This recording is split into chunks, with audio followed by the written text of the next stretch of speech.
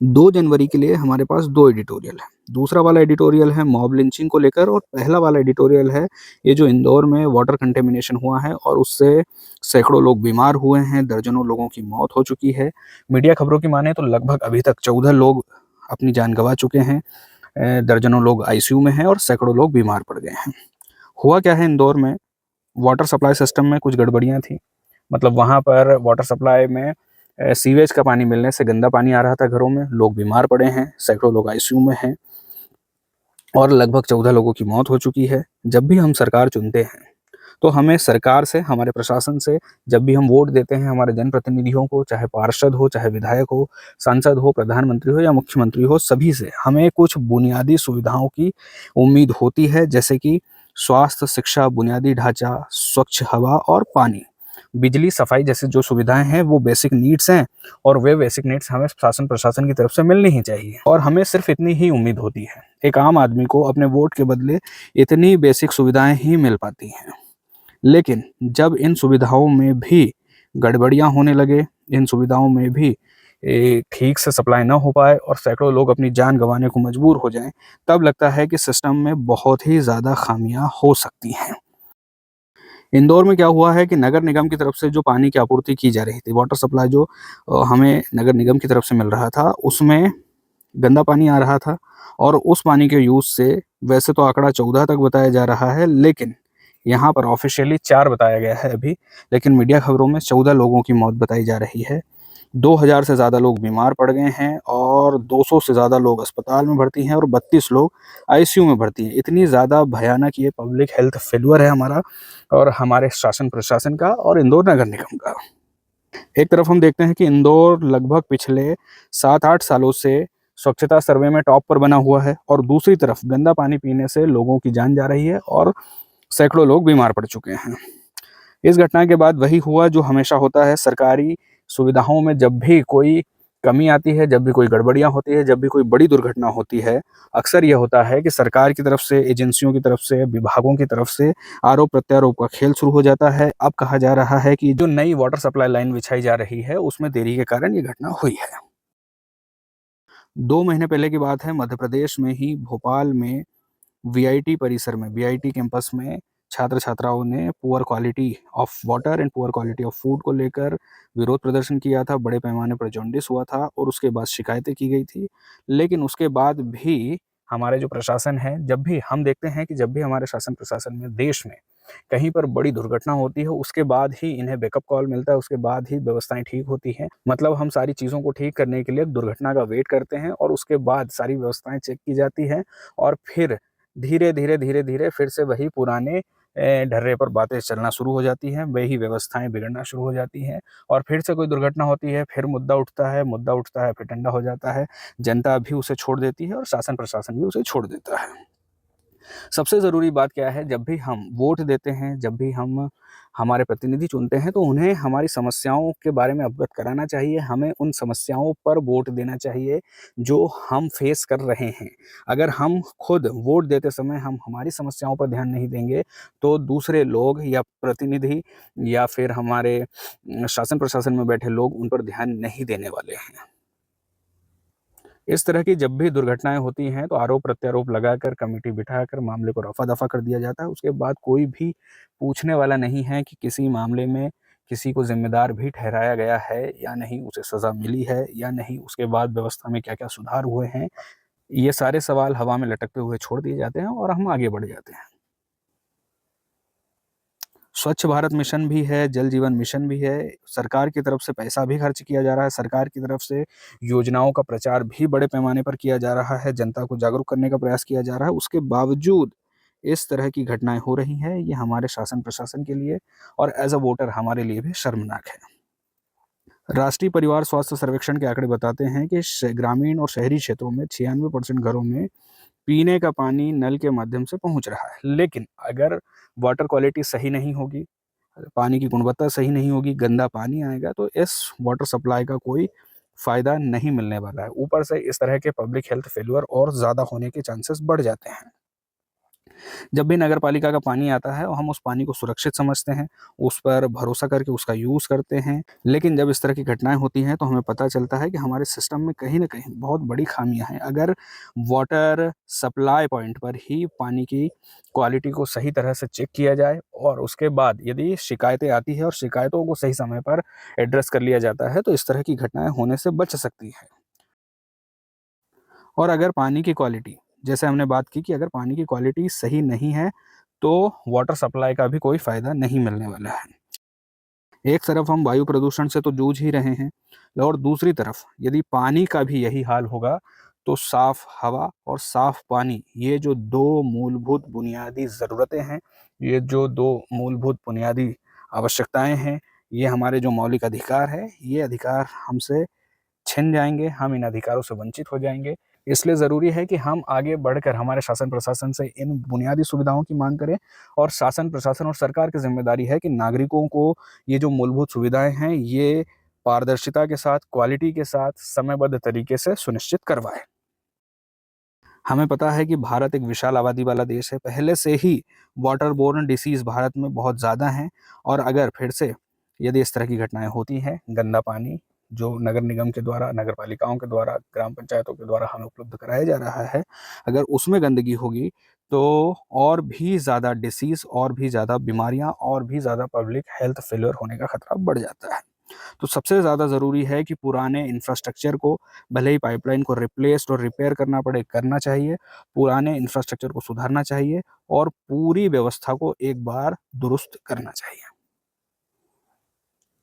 की पॉइंट्स में एक बार फिर से देख लेते हैं कि क्या-क्या ज़रूरी बातें एडिटोरियल में कही गई थी। तो एडिटोरियल था सेफ ड्रिंकिंग वाटर को लेकर और पब्लिक हेल्थ को लेकर। हमने देखा कि कैसे वाटर कंटेमिनेशन के कारण बड़े पैमाने पर पब्लिक हेल्थ फेल्योर हुआ है। इंदौर नगर निगम जो पानी सप्लाई कर रहा था, उसमें गंदगी होने के कारण दर्जनों लोगों की मौतें हुई हैं, सैकड़ों लोग अस्पताल में भर्ती हैं, आईसीयू में भी भर्ती हैं और हज़ारों लोग बीमार पड़े हैं। सार्वजनिक स्वास्थ्य को लेकर यहाँ पर हमारे लिए एक वेकअप कॉल है। यदि इस तरह की घटनाएँ आगे भी होती हैं, तो उन्हें रोकने के लिए हम अभी से ही हमारे पुराने इंफ्रास्ट्रक्चर को, पाइपलाइन्स को रिपेयर और रिप्लेस कर सकते हैं और पुरानी व्यवस्था को दुरुस्त कर सकते हैं, ताकि नागरिकों को क्वालिटी वाली सुविधाएँ मिल पाएँ। इंदौर में ऑफ़िशियली 4 डेथ बताई जा रही हैं, लेकिन मीडिया खबरों में 14 डेथ बताई जा रही है। 2000 से ज़्यादा लोग बीमार पड़े हैं, 200 लोग लगभग अस्पताल में भर्ती हैं और 32 लोग आईसीयू में हैं। एक तरफ इंदौर सबसे स्वच्छ शहर है, लगातार 7-8 सालों से सबसे टॉप पर रहा है, लेकिन दूसरी तरफ यदि इस तरह की घटनाएँ होती हैं, तो यह एक विडंबना है। इस तरह की घटनाएँ नहीं होनी चाहिए। प्रशासन के ऊपर सवाल खड़ा होता है कि हम हमारे नागरिकों को बेसिक सुविधाएँ भी उपलब्ध नहीं करवा पा रहे हैं। घटना के बाद ब्लेम गेम शुरू हो गया है, एक-दूसरे पर आरोप-प्रत्यारोप करने का सिलसिला शुरू हो गया है, एक-दूसरे पर आरोप-प्रत्यारोप कर रहे हैं, गलती एक-दूसरे के माथे पर डालने की कोशिश की जा रही है। हर बार जब भी सरकारी सुविधाओं में इस तरह की फेल्योर की घटनाएँ होती हैं, जब भी इस तरह की दुर्घटनाएँ होती हैं, तो यही काम होता है और पूरे मामले को ठंडा कर दिया जाता है। 2 महीने पहले भोपाल में भी इस तरह की घटना हुई थी। वीआईटी कैंपस में छात्रों ने विरोध प्रदर्शन किया था, poor quality of water, poor quality of food को लेकर, और एक बार फिर से प्रदूषित जल को लेकर यहाँ पर एक दुर्घटना हुई है। स्वच्छ भारत मिशन भी चल रहा है, जल जीवन मिशन भी चल रहा है, सरकार इस पर पैसा भी खर्च कर रही है, इमोशन भी खर्च कर रही है, उसका प्रचार भी कर रही है, लेकिन उसके बावजूद पानी की क्वालिटी को लेकर कोई एश्योरेंस नहीं है। राष्ट्रीय परिवार स्वास्थ्य सर्वेक्षण के आंकड़े कहते हैं कि 96% घरों तक नल से पानी पहुंच चुका है, लेकिन क्वालिटी पर, सुरक्षा पर, पानी की क्वालिटी पर अभी भी क्वेश्चन मार्क है। मूल समस्या क्या है कि जब तक पानी की क्वालिटी सुनिश्चित नहीं होती, तब तक जल उपलब्ध कराना निरर्थक है, इसका कोई फ़ायदा है नहीं। पहले से ही भारत में बहुत बड़ी आबादी रहती है, वाटर बोर्न डिसीज़ बहुत ज़्यादा है और इस तरह की घटनाएँ होंगी तो उनसे पब्लिक हेल्थ फेल्योर का खतरा और भी ज़्यादा बढ़ेगा, ज़्यादा बीमारियाँ होंगी, और भी ज़्यादा मौतें होंगी, लोग बीमार पड़ेंगे, अस्पतालों में भर्ती होंगे और इस तरह की घटनाएँ, इस तरह की दुर्घटनाएँ, इस तरह की दुखद दुर्घटनाएँ होती रहेंगी। पानी की क्वालिटी को लेकर एश्योरेंस देना चाहिए।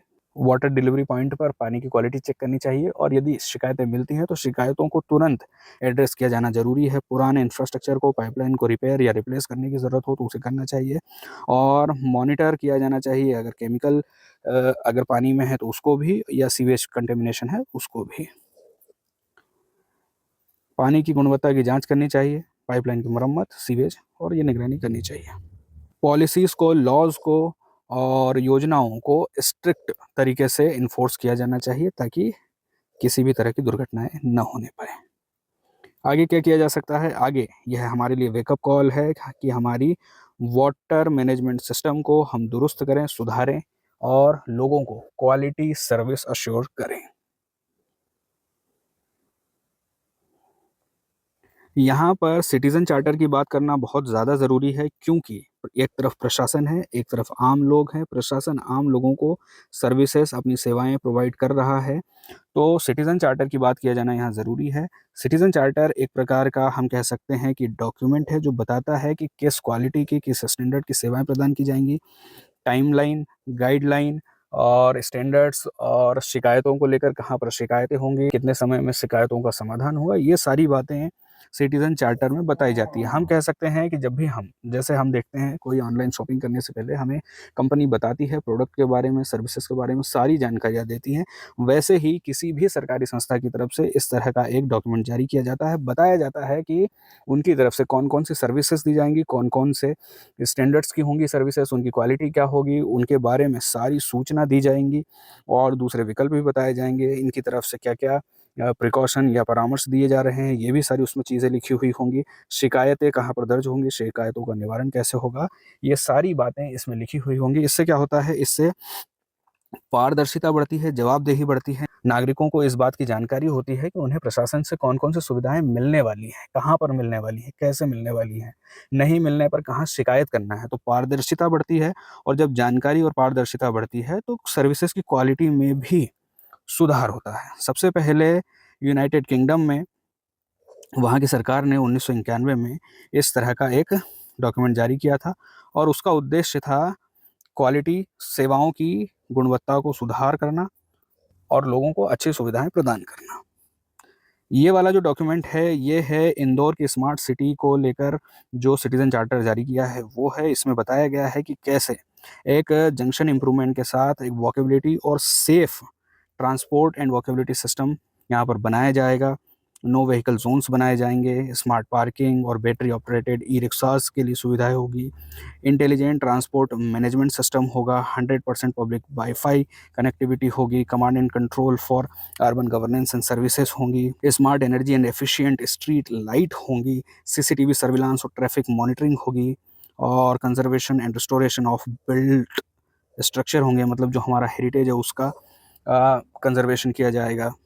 पब्लिक लैंड का रीडेवलपमेंट होगा, रूफटॉप सोलर प्लांट्स होंगे, रेन वाटर हार्वेस्टिंग होगी, वाटर सप्लाई को लेकर भी इसमें बात लिखी हुई है और वेस्ट मैनेजमेंट और वेस्ट कलेक्शन और सेग्रीगेशन के बारे में भी बात लिखी हुई है। रीयूज़ ऑफ ट्रीटेड एफ्लुएंट भी लिखा हुआ है। तो ये सारी वो सुविधाएँ 100% मतलब 24/7 पावर सप्लाई की बात भी लिखी हुई है, अंडरग्राउंड केबलिंग की बात भी लिखी हुई है। तो ये जो नागरिक चार्टर है, ये इंदौर सिटी की वेबसाइट पर मिल जाएगा। ये सारी बातें वहाँ पर लिखी हुई हैं। इससे हमें ये जानकारी हो गई है कि हमें प्रशासन की तरफ से कौन-कौन सी सुविधाएँ मिलने वाली हैं। इससे ट्रांसपेरेंसी बढ़ती है, इससे नागरिक एम्पावर होते हैं, इससे क्वालिटी सुधरती है सर्विसेज़ की और इससे नागरिकों और प्रशासन में एक कनेक्टिविटी होती है।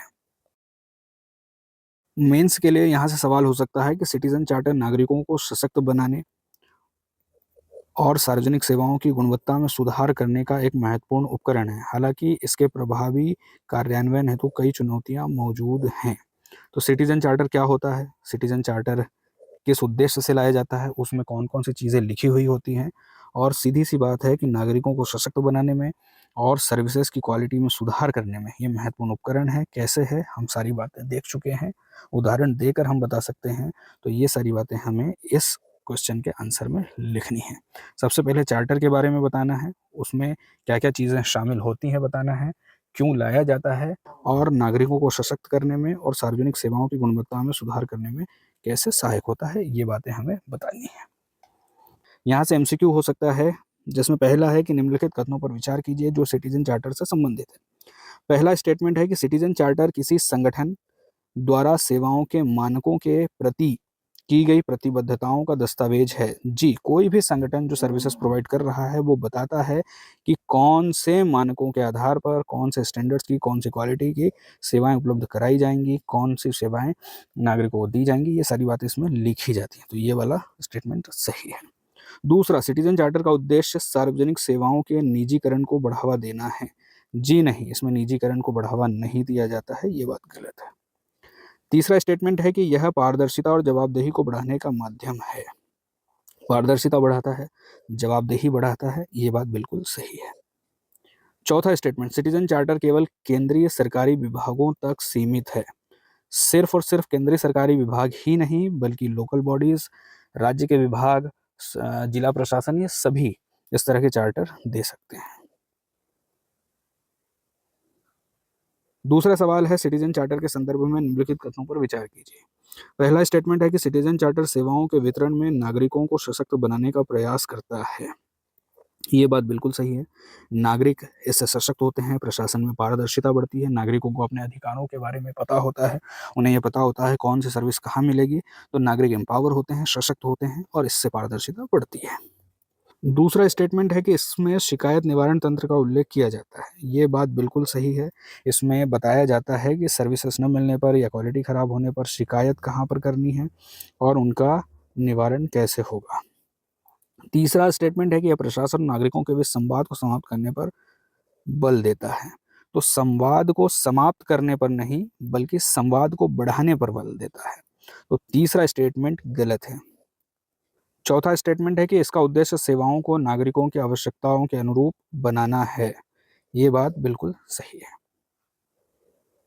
तीसरा सवाल है कि नागरिक चार्टर के ऐतिहासिक परिप्रेक्ष्य के संदर्भ में निम्नलिखित कथनों पर विचार कीजिए। पहला स्टेटमेंट, नागरिक चार्टर की अवधारणा सबसे पहले भारत में लागू की गई थी। सबसे पहले भारत में लागू नहीं की गई थी। दूसरा स्टेटमेंट, इसे वर्ष 1991 में यूनाइटेड किंगडम में लागू किया गया था। ये बात सही है। तीसरा स्टेटमेंट है कि इसे जॉन मेजर की कंजर्वेटिव सरकार ने प्रारंभ किया था। ये बात भी सही है। चौथा स्टेटमेंट है कि इसका मुख्य उद्देश्य सार्वजनिक सेवाओं की गुणवत्ता में सुधार करना था। ये बात भी सही है। चौथा सवाल है, सिटीजन चार्टर में सामान्यतः निम्नलिखित में से कौन से तत्व शामिल होते हैं। पहला स्टेटमेंट है सेवाओं के मानक, बिल्कुल सही बात है। दूसरा, गैर भेदभाव और पहुंच, ये बात भी सही है। राष्ट्रीय सुरक्षा संबंधित नीतियां, नहीं, राष्ट्रीय सुरक्षा से संबंधित नीतियां इसमें शामिल नहीं होंगी। और चौथा, शिकायत निवारण व्यवस्था, ये बात बिल्कुल सही है। पांचवा सवाल है कि सिटीजन चार्टर के उद्देश्य के संदर्भ में निम्नलिखित कथनों पर विचार कीजिए। पहला स्टेटमेंट है कि नागरिकों को संबंधित विभागों के अधिदेशों के बारे में जानकारी प्रदान करता है। बिल्कुल सही बात है। दूसरा, यह नागरिकों को यह बताता है कि सेवाओं से क्या अपेक्षा की जाती है। ये बात भी सही है। तीसरा स्टेटमेंट है कि यह प्रशासनिक अधिकारियों की विवेकाधीन शक्तियों को पूर्णतः समाप्त कर देता है। ये बात बिल्कुल सही नहीं है। विवेकाधीन शक्तियों को पूर्णतः समाप्त नहीं करता, हालांकि पारदर्शिता बढ़ाता है, हालांकि जवाबदेही बढ़ाता है। चौथा स्टेटमेंट है कि यह सेवा वितरण में सुधार के लिए नागरिकों और प्रशासन के बीच सेतु का कार्य करता है। ये बात बिल्कुल सही है। दूसरा एडिटोरियल है मॉब लिंचिंग को लेकर। भारत में 2025 खत्म होते होते जो लास्ट वीक था, उसमें आखिरी जो महीना था, 15 दिन थे, उसमें बहुत सारी ऐसी घटनाएं हुई है जहां पर भीड़ ने मिलकर किसी एक व्यक्ति को टारगेट करके भाषा, धर्म, जाति, राष्ट्रीयता, दिखावा, पहनावा आदि के आधार पर टारगेट करके भीड़ ने उसे मारा है, पीटा है, यहाँ तक कि हत्याएं भी कर दी हैं। इसमें 3 घटनाएं प्रमुख हैं और 3 घटनाओं में हमने देखा है कि भाषा, क्षेत्र, स्वरूप और राष्ट्रीयता के आधार पर डाउट करके भीड़ ने हिंसा की है। यहाँ पर सवाल उठता है कि जब भी हमें कोई इस तरह की संदेहास्पद गतिविधि या कोई व्यक्ति दिखाई देता है, तो क्या हम भारत के नागरिक होने के नाते उसकी हत्या कर सकते हैं? क्या ये जो हत्या करने वाले लोग हैं, इन्हें भारत की सरकार पर भरोसा नहीं है, भारत के प्रशासन पर भरोसा नहीं है, पुलिस पर भरोसा नहीं है, न्यायिक व्यवस्था पर भरोसा नहीं है? ये लोग क्यों अपने हाथ में कानून को ले रहे हैं? यहाँ पर सबसे बड़ा सवाल है कि इनमें किसी व्यक्ति की हत्या करने की हिम्मत कहाँ से आ रही है? क्या ये खुद से प्रेरित हैं या फिर इन्हें कोई राजनीतिक संरक्षण मिल रहा है? ये खुद से इस तरह के फैसले ले रहे हैं या इन्हें भड़काया जा रहा है? और जब भी इस तरह की घटनाएं होती हैं, तो इससे भारत के प्रशासन पर हमला माना जा सकता है, इसे भारत की छवि को धूमिल करने का प्रयास माना जा सकता है। इससे भारत की सार्वजनिक व्यवस्था को खराब करने का एक्ट माना जा सकता है और राज्य सरकारों को, केंद्र सरकारों को, जो हमारा पॉलिटिकल राजनीतिक नेतृत्व है, हमारी जो पॉलिटिकल लीडरशिप है, उसे यह क्लियर करना चाहिए कि इस तरह का वायलेंस एक्सेप्टेबल नहीं है। सबसे पहली घटना हमने देखी केरल में पलक्कड़ जिले में एक व्यक्ति थे, प्रवासी मजदूर थे, राम नारायण बघेल। उनको भीड़ ने पीट-पीट कर मार डाला और उनसे बार-बार उनकी राष्ट्रीयता के बारे में पूछा गया। उन्हें बांग्लादेशी होने के संदेह में मारा और उनकी मौत हो गई। केरल हम देखते हैं कि केरल में बड़े पैमाने पर प्रवासी मजदूर जाते हैं। ऊपर से केरल का हम जब भी नाम लेते हैं तो हमें वहाँ की शिक्षा व्यवस्था, वहाँ की लिटरेसी रेट की बार-बार याद आती है और हम केरल की बार-बार तारीफ़ करते हैं। हम एग्ज़ाम्पल देते हैं कि वहाँ का लिटरेसी रेट बहुत ज़्यादा अच्छा है, लेकिन फिर भी यदि इस तरह की शर्मनाक घटनाएँ सामने आती है तो इससे राज्य की और पूरे देश की छवि खराब होती है। हमने कुछ दिनों पहले खबर पढ़ी थी कि बांग्लादेश में एक भीड़ ने एक हिंदू युवक को जलाकर मार डाला। और भारत में भी यदि वैसी ही घटनाएँ होंगी, तो क्या भारत और बांग्लादेश में कोई अंतर नहीं है? क्या भारत में भी वैसी ही सरकार है जैसी बांग्लादेश में है? क्या भारत में ही शासन-प्रशासन की स्थिति वैसी है जैसी बांग्लादेश में है? क्या भारत में भी वैसे ही लोग रहते हैं जैसे बांग्लादेश में रहते हैं? तो फिर इस तरह की घटनाएँ क्यों हो रही हैं? क्यों भारत और बांग्लादेश या भारत के जो दूसरे पड़ोसी देश हैं पाकिस्तान, अफ़गानिस्तान या म्यांमार, वहाँ पर वैसी स्थिति बनाने की कोशिश की जा रही है? क्या भारत की सरकार पर इन लोगों को भरोसा नहीं है? क्या प्रशासन और संविधान पर भरोसा नहीं है? उड़ीसा में भी इस तरह की एक घटना हुई संबलपुर जिले में। वहाँ पर एक पश्चिम बंगाल के प्रवासी मजदूर को भीड़ ने पीट-पीट कर मार डाला। अब उसके ऊपर आरोप था कि वो बांग्लादेशी है और पश्चिम बंगाल के लोगों के साथ एक और समस्या है कि वे भी बंगाली भाषी हैं और बांग्लादेश में भी बांग्ला भाषी हैं। तो ये बांग्ला भाषी होने के आधार पर संदेह और ज़्यादा बढ़ जाता है। ये जो प्रवासी मजदूर थे जुएल शेख, इनके पहचान के दस्तावेज़ माँगे गए और उन्हें अवैध बांग्लादेशी होने के आरोप में अ, हिंसा की गई। इसके बाद उड़ीसा में ही एक बांग्ला भाषी सड़क विक्रेता पर हमला किया गया। फिर तमिलनाडु में कुछ नाबालिग लोगों के द्वारा एक व्यक्ति को टारगेट किया गया जो उड़ीसा के रहने वाले थे। उन पर हमले का वीडियो भी बनाया और सोशल मीडिया में इसे शेयर भी किया गया। देहरादून में त्रिपुरा के एक 22 वर्षीय छात्र एंजेल चकमा को चाकू मारा गया। बाद में उनके अस्पताल में मौत हो गई। ये जो लड़का था वो बार-बार कह रहा था वी आर इंडियन, लेकिन उसके खिलाफ हिंसा रुकी नहीं। इन्हें चीनी होने के संदेह में टारगेट किया गया। उत्तर-पूर्व के जो लोग हैं, नॉर्थ ईस्ट के जो लोग हमारे यहाँ आते हैं, अक्सर जोक्स में हम देखते हैं। जोक्स से जो बात शुरू होती है, वो यहाँ तक हिंसा तक पहुँच सकती है। ये घटना हमें बता रही है कि हम कितने असंवेदनशील हो सकते हैं। ऊपर से जो क्रिसमस के दौरान अल्पसंख्यक यानी ईसाई समुदाय के ऊपर, चर्चों के ऊपर, पूजा स्थलों के ऊपर, लोगों के ऊपर जो हमले किए गए, वो भी इसी तरह की घटनाओं से जोड़कर देख सकते हैं। पुलिस ने कुछ गिरफ्तारियाँ की है, लेकिन ये पर्याप्त नहीं है। ऊपर से भारतीय जनता पार्टी जो हमारे देश में सत्ताधारी पार्टी है, बीजेपी की सरकार है हमारे देश में, वो बांग्लादेश में अवैध प्रवास के मुद्दे पर बहुत ज़्यादा आक्रामकता से चुनाव लड़ रही है। चुनाव में इस मुद्दे को उठाया जा रहा है, बंगाल में भी और असम में भी। लेकिन यहाँ पर कुछ और सवाल हैं जो खड़े होते हैं, इन सवालों के जवाब दिए जाने ज़रूरी है कि पिछले जितने वर्षों में बीजेपी की सरकार है, कितने प्रवासियों की पहचान की गई, उन्हें देश से बाहर भेजा गया और प्रवास को रोकना और अंतर्राष्ट्रीय सीमाओं की सुरक्षा करना केंद्र सरकार की ज़िम्मेदारी है। तो क्या इस ज़िम्मेदारी में कोई चूक हुई है या फिर इस मुद्दे को सिर्फ़ भावनाएँ भड़काने के लिए यूज़ किया जा रहा है? तो बीजेपी को अपने आक्रामक प्रचार के दुष्परिणामों के बारे में भी सोचना होगा। इस तरह के मुद्दों को उठाने में जो संवेदनशीलता बरती जानी चाहिए, उस संवेदनशीलता के साथ इन मुद्दों पर बात की जानी चाहिए। अक्सर इस तरह के मुद्दे उठाए जाने पर लोग आक्रामक होते हैं और उनकी आक्रामकता के चलते देश में इस तरह की हिंसक घटनाएँ हो सकती हैं। इस एडिटोरियल में मॉब वायलेंस को लेकर जो बार-बार इंसिडेंट हो रहे हैं, उसको लेकर चिंता जताई गई है, जहाँ पर धर्म, भाषा और पहनावा और नेशनैलिटी को लेकर टारगेट किया गया और भीड़ के द्वारा कुछ लोगों को, कुछ निसहाय लोगों को, कुछ अकेले लोगों को टारगेट करके मारा गया, यहाँ तक कि हत्या भी कर दी गई। जैसे पलक्कड़ में हमने देखा कि एक प्रवासी मज़दूर को बांग्लादेशी होने के संदेह में मारा गया। उड़ीसा में, संबलपुर में इस तरह की घटना हुई, तमिलनाडु में भी इस तरह की घटना हुई और देहरादून में भी इस तरह की घटना हुई है। सभी घटनाओं में देखा गया है कि कुछ बाहरी लोग थे और बाहरी लोगों पर संदेह किया गया।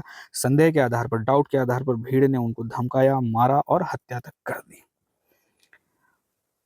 इन घटनाओं को राजनीति से भी जोड़कर देखा जा रहा है, क्योंकि यदि इस तरह के मुद्दों का, प्रवास के मुद्दों का आक्रामकता के साथ चुनाव में उपयोग किया जाता है, लोगों के दिमाग में इस तरह का संदेह बिठाया जाता है, तो आक्रामकता भड़कती है और आक्रामकता हिंसा में भी बदल सकती है। ये जो घटनाएं हुई हैं हमें बता रही हैं। तो इस तरह के मुद्दों पर हमें संवेदनशीलता के साथ, जिम्मेदारी के साथ, जवाबदेही के साथ और सही प्रश्नों के साथ और सही जवाबों के साथ बात करनी चाहिए। अवैध प्रवास को रोकना, सीमाओं की सुरक्षा करना और विदेश के जितने भी मामले हैं वो केंद्र सरकार के अंडर आते हैं। तो केंद्र सरकार को बताना चाहिए कि पिछले 5 सालों में या पिछले 10 सालों में कितने अवैध प्रवासियों की पहचान की गई, कितने अवैध प्रवासियों को बाहर भेजा गया, ये लोग कहाँ से आते हैं, कहाँ पर रहते हैं, सीमाओं की सुरक्षा में कहाँ पर चूक हो रही है। उसके बाद इस तरह के मुद्दों को चुनाव में उठाना चाहिए और अपनी जवाबदेही और जिम्मेदारी को स्वीकार करते हुए इस तरह की बातें की जानी चाहिए।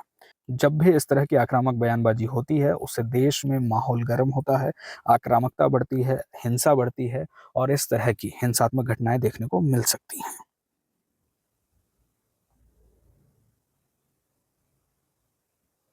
हमारे संविधान में वैसे तो मॉब लिंचिंग को लेकर सीधे तौर पर कोई बात नहीं लिखी हुई है, लेकिन इनडायरेक्टली हम इसे आर्टिकल 21 में right to life and personal liberty, जीवन और व्यक्तिगत स्वतंत्रता का अधिकार से जोड़कर देख सकते हैं। हमारे संविधान में right to life and personal liberty की बात लिखी हुई है।